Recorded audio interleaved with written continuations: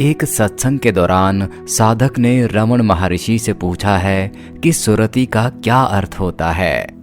महर्षि उत्तर देते हैं कि सुरति का अर्थ है अजपा जाप।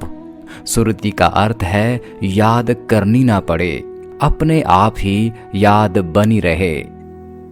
जैसे आपकी श्वास चलती है तो श्वास चलानी नहीं पड़ती, अपने आप चलती है। उसी तरह परमात्मा की याद भी सहज ही चलती है, फिर वह कृत्य नहीं रह जाता।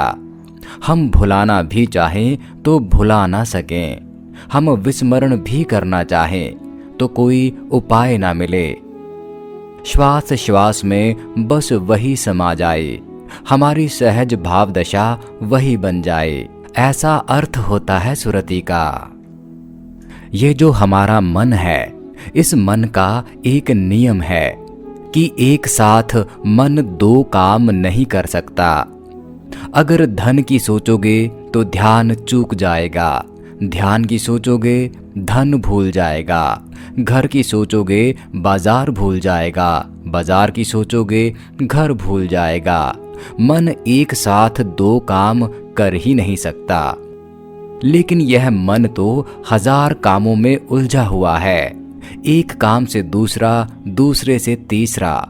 मन का तो बड़ा व्यापार है। और अगर मन से ही परमात्मा की याद की तो कभी कभी ही हो सकेगी, और कभी कभी की याद का कोई भरोसा नहीं। और इस मन को तो जीवन में जब कोई बड़ा दुख होगा तभी परमात्मा की याद आती है, स्वार्थ से ही आएगी। जब दुख आएगा तो याद आ जाएगी, मगर दुख के कारण आएगी। और दुख के कारण जो याद आए उसका कोई खास मूल्य नहीं होता, वह तो स्वार्थ ही होगा। लेकिन हम देखते हैं कि जब सुख आएगा तो हम बिल्कुल ही भूल जाएंगे। और ध्यान रहे, जिसने सुख में याद किया उसी ने ही पाया। दुख की याद तो सांसारिक है, लेकिन सुख में तो मन इतनी तरंगों से भरा होता है, सुख में तो मन ऐसा उड़ा उड़ा होता है कि कौन फिक्र करता है परमात्मा की।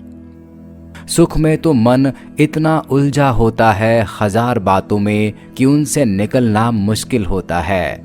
दुख में इसलिए याद करना संभव हो जाता है क्योंकि दुख में उलझना मुश्किल है। फिर मन को 1000 काम हैं। मन प्रक्रिया है संसार में जीने की, तो 1000 काम उसके लिए रहेंगे ही।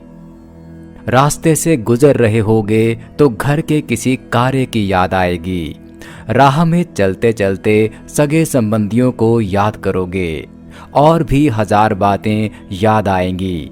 लेकिन परमात्मा की याद तो चूक जाएगी। कभी कभार आ सकती है किसी खाली क्षण में, लेकिन अगर सततः अखंड धारा ना हो तो सुरति नहीं लगती। और अजपा जाप तो तभी होता है जब आपकी सुरति लगती है। सुरति का अर्थ होता है अखंड धारा हो। भक्तों ने उदाहरण लिया है कि जैसे पानी को हम डालते हैं एक बर्तन से दूसरे बर्तन में, तो उसकी अखंड धारा नहीं होती, टूट जाती है। तेल को उड़ेलते हैं एक बर्तन से दूसरे बर्तन में, तो उसकी अखंड धारा होती है। सुरति तेल की धार जैसी है, 24 घंटे में समा जाए। जागते हुए तो बनी ही रहे, लेकिन नींद में भी अचेतन तल पर बनी रहे। शरीर सो जाए, मन सो जाए, लेकिन सुरति ना सोए, अखंड चलती रहे। तो पहली तो बात, मन से यह काम न हो सकेगा। मन में तो कुछ भी अखंड नहीं होता, सब खंड खंड होता है। यह बात तो मन के पार होकर ही हो सकेगी। जहां मन विसर्जित होगा वहीं सुरति का जन्म होगा, जहां मन गया वहीं प्रभु आए। तो सुरति कोई मनन नहीं है, क्योंकि मनन तो मन की प्रक्रिया है। यह कोई चिंतन नहीं है, क्योंकि चिंतन भी मन की ही प्रक्रिया है। सुरति तो बड़ी अपूर्व घटना है। जिस प्रकार तिल के दानों के पास अगर सुगंधित फूल रख दो तो तिल के दाने सुगंधित फूल की सुवास से भर जाते हैं। इसलिए तो तेल में गंध आ जाती है। तेल में गंध तिल की नहीं है, पास रखे गए फूलों की है।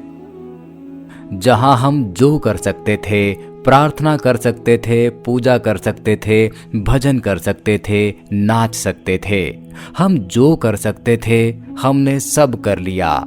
और हमने ये इतना किया कि धीरे धीरे हमारे भीतर इसकी श्वास भरने लगी। और एक दिन ऐसा आ जाएगा कि मन से भजन छूट जाएगा, लेकिन सुरति जगती रहेगी। फूल तो चला गया, लेकिन श्वास तिल के दानों में रह गई। तो भजन की लंबी प्रक्रिया के बाद ही सुरति फलती है। भजन जहां पूर्ण हो जाता है वहां सुरति फलती है और अजपा जाप होने लगता है।